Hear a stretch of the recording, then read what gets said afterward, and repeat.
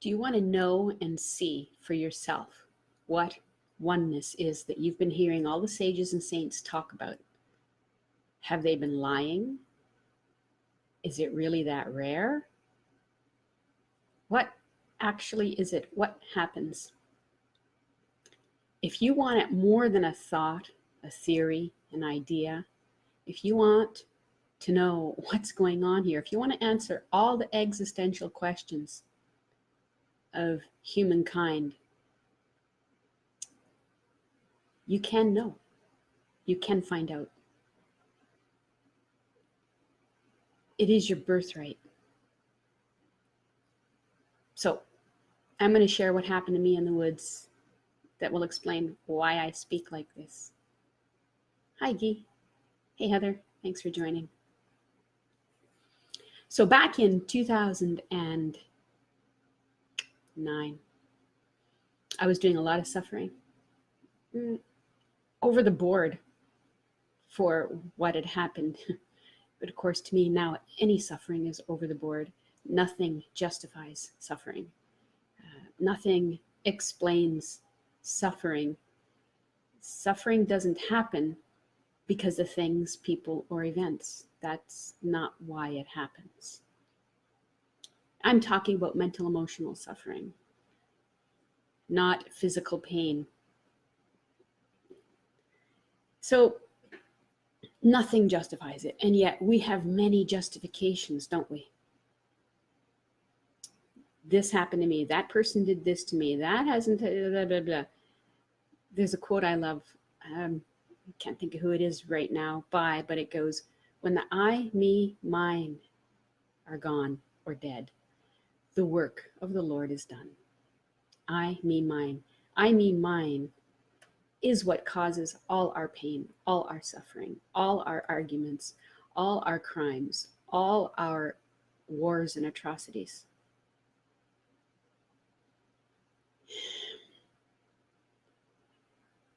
But we don't know anything else. Well, we thought we didn't. I thought I didn't. We thought we had to take care of the I, me, mine. We had to protect it and defend it. And if that meant attack, that means attack. But it never works. In the big scheme of things, in the big picture of things, it makes everything worse. For you personally, for your friends and family, for cities, countries, and the globe. So if you have tried hard enough and long enough, as I'm sure you have, or you wouldn't be here, you wouldn't be listening to this, you've probably come to realize that it doesn't work. And maybe you're tired of fighting. Maybe you're looking for a different kind of consciousness, or you've heard of the thing called oneness, or self-realization, or the truth, or non-duality. And you're wondering, okay, let's give that a go. What is that really? And is it for you? Having discovered the truth of myself, which is the truth of all beings, it's the same truth, same single truth. I know it's for you. I know it's what you're seeking.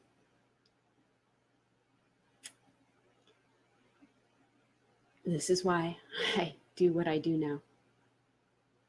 Because I would have so dearly loved to find someone who could help. And in fact, I did. I didn't get to meet them in person. But I found people who do know. They're out there. And something in me said, there's something here. I don't know what, but there's something here. I have to find out what. And so I hung around these people, not in real life, because I couldn't afford it. I didn't have the money to go to India, follow these people. But what I discovered is I didn't have to. You do need to follow these people. You do need to open your mind. You do need to be receptive. You can't be just asserting what you think you know and fighting, or you will not discover anything. But you don't need to go someplace else because the truth is here and now. So in 2009, I was suffering and I'd had enough. I came to the end. I couldn't take any more and I thought of suicide. But you see, my father died by suicide. His suffering was so bad. To him, it was the only way out. And that's what happens when suicide happens, is that they believe it's the only way out. They can't see anything else anymore. Of course, it's not true. It's not the only way out. Out of what? Out of, these people don't want to die. They want out of the pain. They want out of the suffering, like everybody else. It's just that their suffering had increased beyond their ability to cope. At least they thought so in the mind. And that's when suicide happens. So I had promised my dad after he passed that his suffering, the family's suffering, and my suffering would not be for nothing. And I didn't know what it meant, but I vowed to find out. And so that started me on a quest to find an end to suffering. I had this word suffering, but I really didn't know what it was or what caused it. I just know I experienced it. When we're unconscious, we don't know what's going on. So we are confused. And a lot of people, when they enter this workshop and this group, say they're confused or they're lost or they're stuck. Because I asked people when you came in, what's your biggest blockage? And these are common answers. And I feel for it because I know what it's like. I have compassion for it. And why are we lost? Why are we stuck? Why don't we understand what's going on? Why can't we stop suffering? Actually, we can. We just think we can't because we've tried everything. Hey, Isha and Cheryl. We think we've tried everything. Well, there is only one end to suffering. Whichever way you try to go about getting there, you have to get to the same end. And I talk a lot about the movie in the mind, that what goes on in the mind is not what's out here. It's not what's, we'll call this real for now.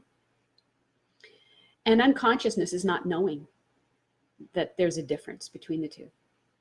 In fact, there isn't any to those people who are unconscious. What's going on in here is what's going on out there. They don't know the difference. In the moment of feeling bad, angry, hurt, whatever, you're feeling it here and now. It's sort of, you could say, out here. It's manifesting in the body. But it's caused not by what's out here. It's caused by what's going on in here. And that is the cause of suffering. Hey, Liv. And so, but the problem is that the whole of society is unconscious to the fact that there is a movie and that it is not the reality. And we can have compassion for each other's suffering because we also suffer. But we don't know that what two people are suffering over is not the real, it's the movie. But because we can relate to suffering, we go, yes, that's true. And so we support the story that causes the suffering. And so when I come out here and I work with people and I start to say that's not what's causing your suffering, some people get offended. But if you have tried hard enough and long enough and your heart is cracked open a little bit and mostly you just really want an end to this and you can hear this message, you can stop suffering. There's no easy way to say what you think is hurting you is not what's actually hurting you. That's about the easiest. That's about the tenderest, the sweetest I can present it. And then we will argue. We will argue. But we have our ways and methods of, if you hang around long enough, of pointing out so that you can see and realize in your own direct experience that indeed what you think is bothering you is not what's actually bothering you. And that will be a breakthrough. That will be a breakthrough for you, as it was for me. So back in 2009, I'm doing all this suffering about the movie in the mind, of course, but I'm thinking it's about real circumstances, real people. And by the standards of the material world, I was in bad shape. Okay, I'd been unceremoniously dumped after being promised a lot. I had no job, no savings. Actually, I had a lot of debt, and I was physically injured and quite isolated. So I didn't have much going for me. I guess you could say, except desperation and the suffering and the promise to my dad that his suffering would not be for nothing. And so suffering became not an option anymore. Suicide was out of the option and suffering was out of the option. And when you come to that place, when you say enough is enough, this is a major turning point for you. Enough is enough means zero tolerance, no more pain, no more suffering. But in order to have no more pain and no more suffering, there must be no more blame. And the blame that is happening in the mind, it's happening in the mind, you're suffering in the mind, but you believe it's somebody else or something else that caused this or did this to you. And so this must stop.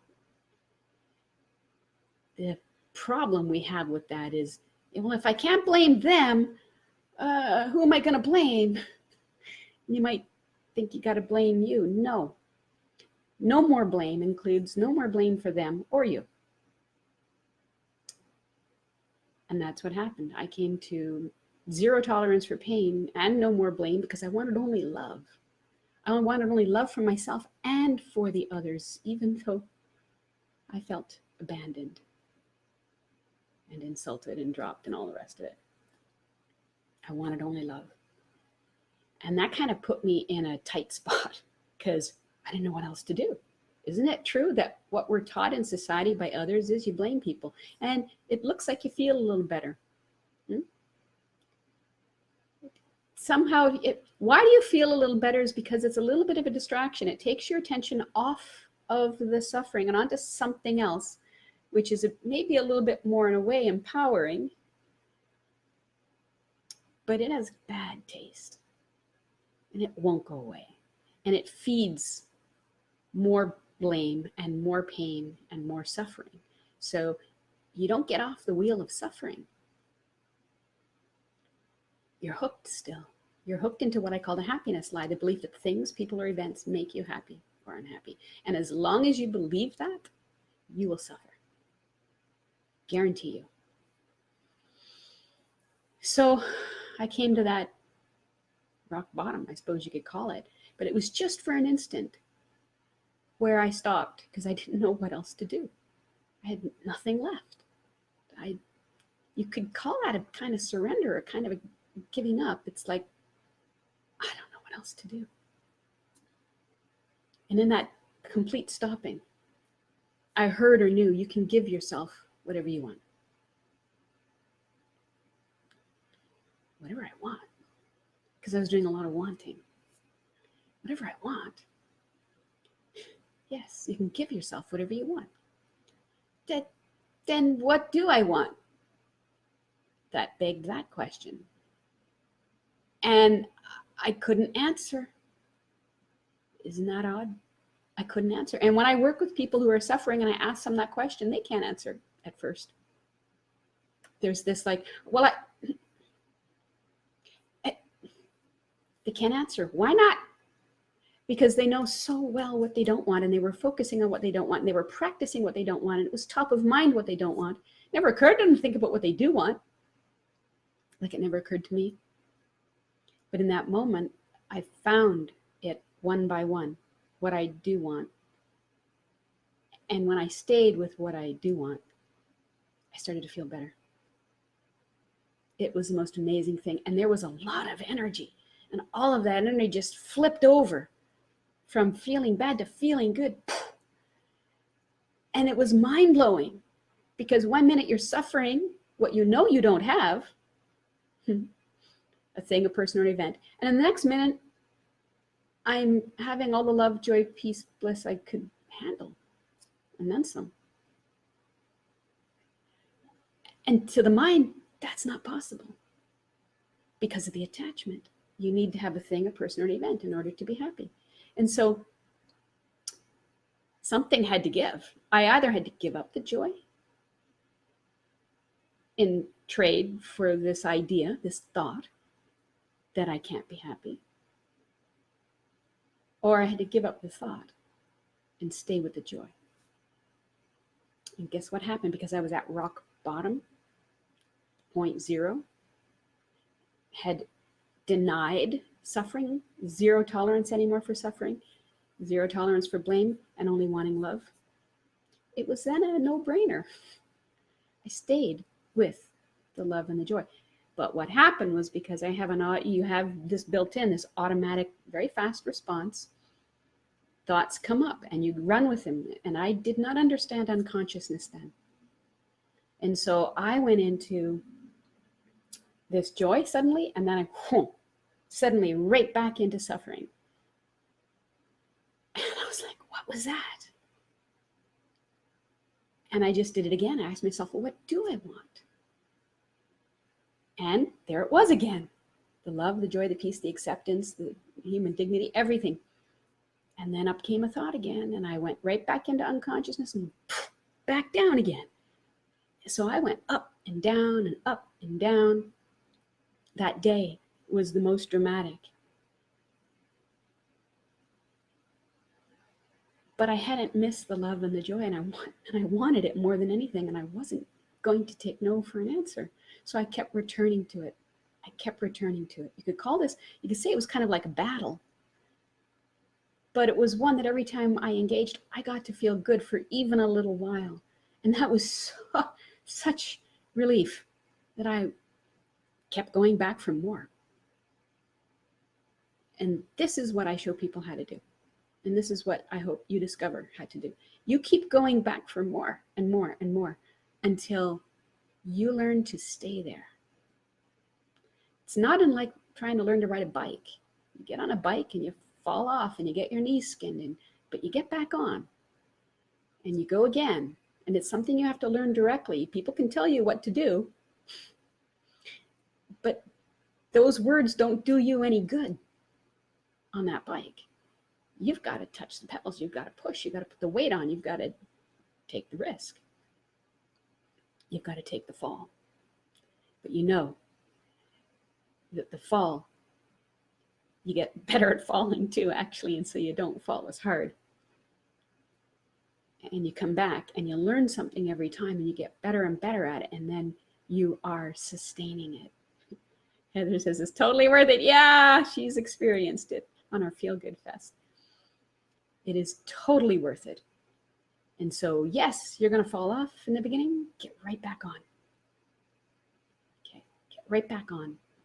Don't say, oh, I failed. Oh, la, la, whatever, whatever. Okay. Hey, Leslie, I didn't see you there. Who else we got?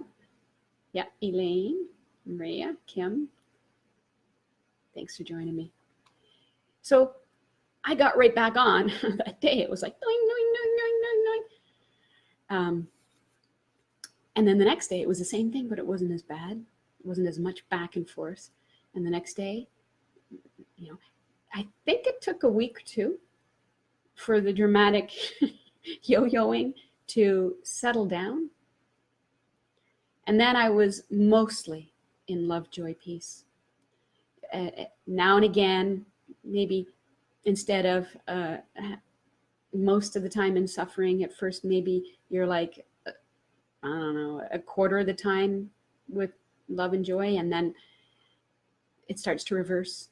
You're less and less in suffering and more in joy. And then there's a turning point where one day you realize, wow, I've been happy most of the day. this is good. But you still have your suffering. And when I was going through that, in those moments, well, not in those moments, because in those moments you're unconscious, but not in those moments, there's this thought, oh man, I hate going back in there. I just wish I never knew in the first place.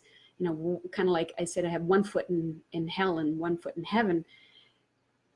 But in truth, I realized I wouldn't want to go back to completely in hell, complete unconsciousness. So there is in and out, and this is the work you need to do. And if you keep doing it and you don't take 10 steps back every time you take 2 forward, you will win. You will get there. So you just keep going. And eventually I had those days that were just pure happiness, pure bliss, pure. And also what I learned how to grow it, not just to achieve it, but to grow it. And I started to experience mind-blowing love and joy and peace. I called it bliss and even ecstasy. And then weeks would go by where there was no suffering. And now and again, something would come up, and then, but at that point I knew it was short-lived, that, okay, this thing's just not going to last long. Again, I didn't know what was going on. Now I consciously know, and I can consciously point to it for others. And then months of peace, bliss, joy. And then I was getting tired because I was on this high all the time. And we can't be on a high all the time without getting tired. And so I learned to enjoy other states, just peace, stillness. And I would still have some peaks, but I never went below contentedness. And then what I call equanimity kicked in or settled in. Hello, Lisa. Thanks for joining. Equanimity settled in. And I realized, wow, I am so happy. This is so good. I don't want anything. I found I'm not pursuing anything of the world in order to be happy. You still function in the world, no problem. But I am not pursuing to be happy because I'm not unhappy. And so a completely different relationship with the world ensued, where it's all happiness, it's all fun, you're free. You're not afraid of anything. And that went on for months. And then I was being drawn to stillness. Hey, Maria. I was being drawn to stillness. What does that mean? Every chance I could, I wanted to be alone. I wanted to be still, but I wanted to be in the woods. And so I kept going out into the woods and wanted to be still, so still. I wanted to leave everything, leave the world. And I would leave the trail. I would go off in the middle of nowhere. I tell you, there's some strange things that happened out there, which I'm writing about in my 3rd book. But during those walks, it would be like a 5K walk, which usually take me an hour, my usual. But I was going so slowly because I was enjoying everything. Like everything becomes enjoyable. A rusty nail, dog poop, really, sorry. But it does. There's no problem with anything because there's no problem. The problems are in the mind. And when you're done with that, everything is great. Hey, Jerry. So I was having what I now call microbursts of bliss in the woods. I call them microbursts now. They were pretty big to me then. I call them microbursts because of what happened January 30th, 2010. I had been fully satiated, fully satisfied. There's nothing I wanted at all in the world. Because why would I? Nothing could give me what I already had. But there was one thing missing. Not missing, but one thing I wanted. I wanted to know, okay, this is great. I'm having joy and bliss and peace, but what is going on here? This love that I had inside, I started to call the beloved, because I was still somewhat attached to the happiness line that things or people give you love and joy. And if you're having that without a person, what am I going to hang that on? What am I going to attach that to? So I called it the beloved within. Hey, Tracy. Hey, Jan. I called it the beloved within. And if ever I wanted anything, any little extra, fun, I just connected with the beloved within. This is back when I thought I needed connection, that there was anything separate. And I was pursuing that love and that beloved like you would pursue a lover. I was seeking it all the time. Every time I could, when I wasn't working, I would be pursuing that experience with the beloved within. I had fallen in love with love. I say this, I learned to say this later. In that moment, I just called it, I'm in love with the beloved within. But now I know I fell in love with love. We are all actually in love with love. We all love love. But the thing is that we mistake love for people or things or events. And that's not what love is. And so we limit our love, our experience of love, to the people, to the things, to the events. And it never satisfies. So this is very much like an addiction. We try to get our love from something where it doesn't even exist. But because we have a rule that says, if so-and-so does this, or so-and-so gives me that, or this happens, then I can be happy. That's when you dip into your bottomless pit of love and joy that you have. It's there waiting for you. It's like you're a beggar sitting on a pot of gold and you don't know it. You go out begging. But when you say, I can now be happy, or I can now feel love, you dip into that bottomless pit. But you only go so far because you don't know that you can actually feel better. Even the best joy and bliss you've experienced with love of another is nothing compared to what you're capable of. Nothing. It's just not even the tip of the iceberg. It's a drop on the tip of the iceberg. And so there I was, pursuing this every chance I could. But then a strange thing happened. It started pursuing me. Meaning it would happen even where I didn't want it to happen. Not just the woods anymore. I'd be in a grocery store. I'd be with a group of friends, and I would find the tears start to fall. The love would well up, the joy, the bliss, the beauty. And so then I really started going out into the woods, being very much alone, not knowing how I could ever explain this to anybody. And it was overtaking. I speak this way now, like there's separation, but there isn't. Your true self wants you as much as you want it. And that is the strangest thing for me to say, because there aren't two. But I'm going to speak this way now because I know you're seeking your true self or God or whatever. You want this for yourself. And so you won't be satisfied until you find it, till you discover it. And when you get caught in the jaws of love, that will be the end of it for you. And it'll be the end of you, the false you. And so it started to happen, and I went out into the woods, and I was just in this explosive ecstasy, walking that day on a 5K trail that should have taken an hour. I was there all day. And I was seeking the source of this love, which I called God. Now, I'm not religious. I have never been. I've been opposed to religion, actually. But there's something else going on. There's something else other than me. That's what I knew clearly. Like, what is this world? What is going on here? How did I get here? Where do I go from here? I wanted the highest, the ultimate, and the final truth. And I wouldn't say no. Once again, I wouldn't take no for an answer. that day. I wanted this with all my heart, and I wanted nothing else.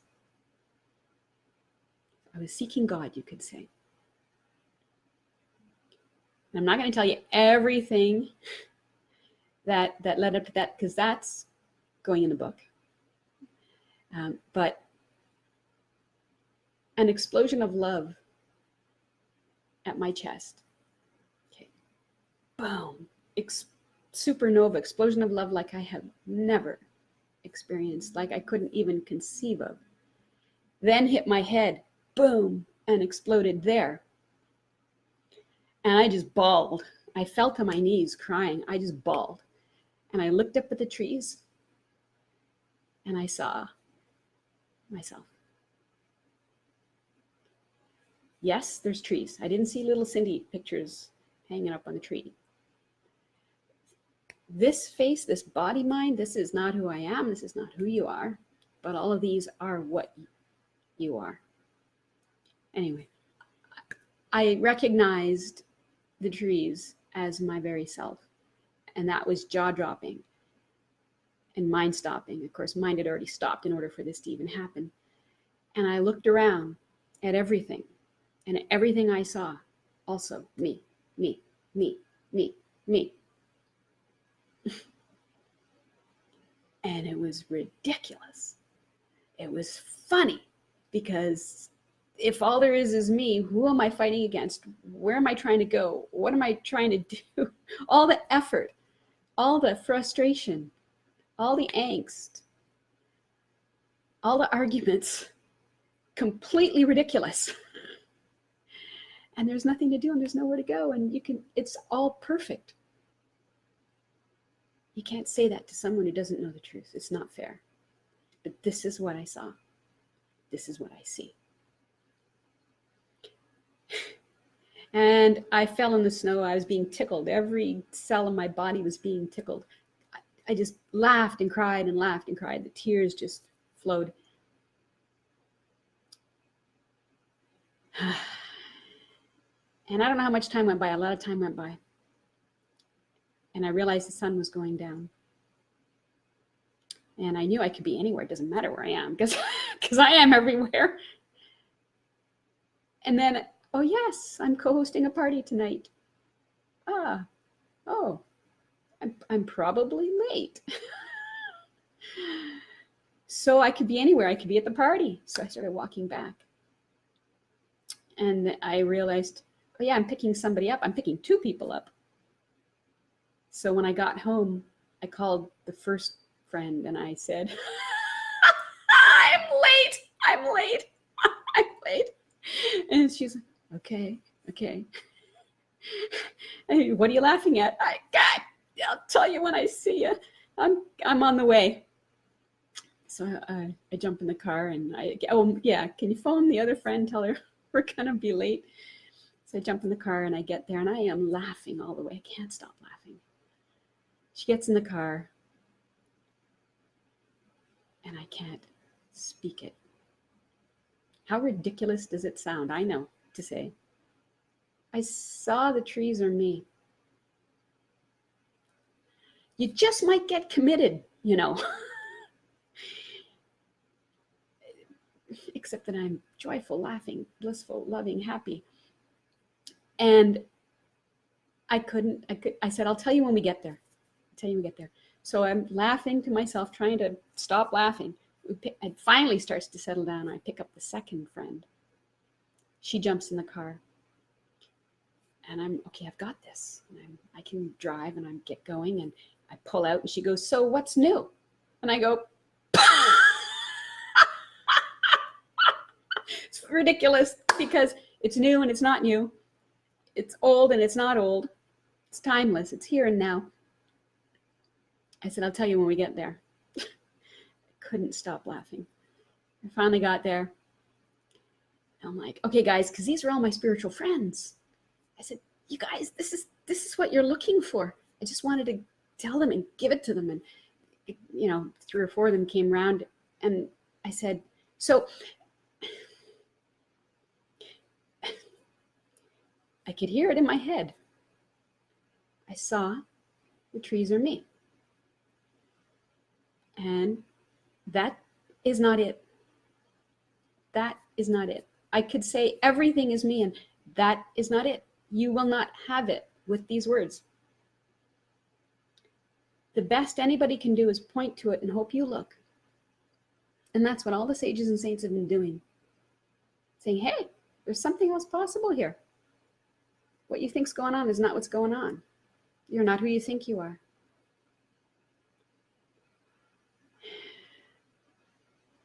That's all they can do. I've been working with people since 2010, more and more the last few years. And I've been finding more and more ways to point to this so that they can have the insights. Prior to I call it the direct seeing, I had a lot of little insights. They started little and they grew and they grew. And so having an insight is important, but knowing the difference between an insight and a nice thought is critical. You may sort of resonate with the word oneness and really get into a nice state, oh, I like that, and really enjoy it and think you've got it. You don't have it. Are you still seeing self and other? Are you still seeing the world as the world? Ramana Maharshi said, the world seen as the world is false. The world seen as the self is real. I could have never understood that in the way I understand it now. And the things that you're hearing and learning, you're not going to understand in the same way until you have the direct experience of them. This is why people in our community, even now after a year of being in it, saying, oh, I got it. They've heard these things before, but now they know. There's direct knowing and there's thought knowing. It's sort of like the difference between I telling you the stove is hot and you touching the stove and you knowing the stove is hot. Okay. You need a direct knowing of these things that you've heard mentally. And so I urge you to keep looking. The truth is out there. It's not out there. It's in here. There is no out there and in here. Okay? But keep looking. You've been looking out there as in the mind for the answers. They're not in the mind. So we have to learn to still the mind so that you can see beyond the mind. And that's my wish for you. So thanks for joining me today. And I'll be online again on the weekend doing a live, but it will be spontaneous. I don't know what time. And then next week we return to 4 o'clock Eastern, 4:40 for the most part. That there may be some variation there. If there is, I'll post that in the group. But otherwise, I'll see you then. And you know what to do. Keep it real and enjoy yourself, because that's all there is. Thanks for coming here today. I'll see you next time.